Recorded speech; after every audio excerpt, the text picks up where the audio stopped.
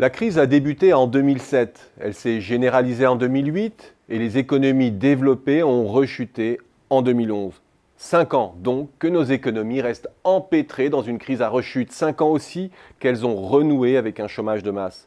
Mais 25 ans surtout que chaque retournement cyclique se double d'épisodes d'instabilité financière chaque fois plus graves, chaque fois plus profonds. 25 ans aussi que la croissance des pays développés tente à décrocher lentement mais sûrement.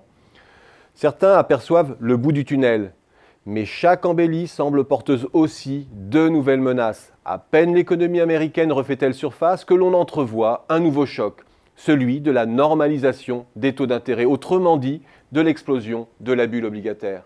À tel point que les marchés d'actions positives, les ratés récents de la croissance. Des ratés, cela veut dire la garantie que la politique monétaire continuera à inonder les marchés de liquidités. Cela veut dire aussi que les taux resteront au plancher.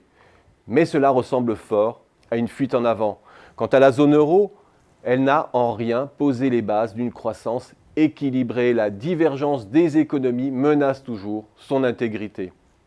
En un mot, les économies développées n'ont pas créé les conditions d'une croissance solide, durable et équilibrée. Surliquidité, surcapacité, tendance déflationniste tissent la toile de fond de la croissance mondiale. Et à cela s'ajoute l'instabilité des prix des ressources rares.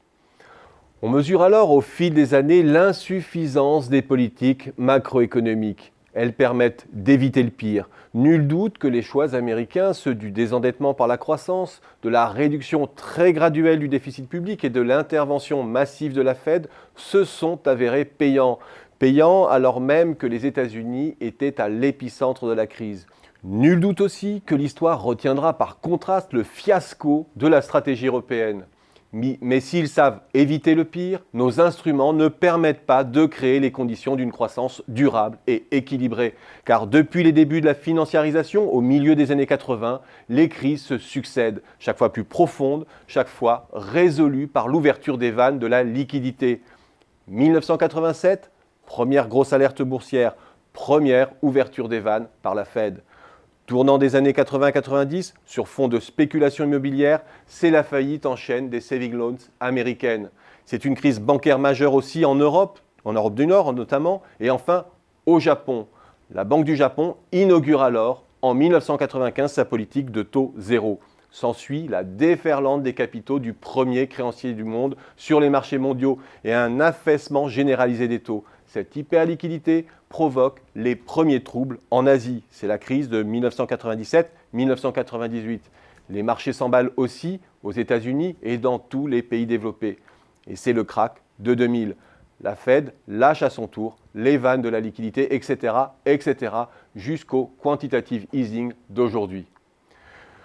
Ce que montre la succession des secousses, chaque fois plus rapprochées, c'est que nos outils macroéconomiques sont au mieux défensifs. Nous ne savons pas soigner nos économies à la racine et nos thérapies semblent armer la crise suivante, à chaque fois plus violente, et chaque décennie marque un peu plus le gap de croissance entre les pays développés et les pays émergents.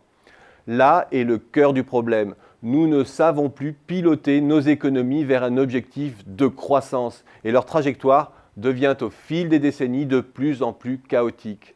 Pour le clap de fin d'une crise à épisode, il faudra encore attendre.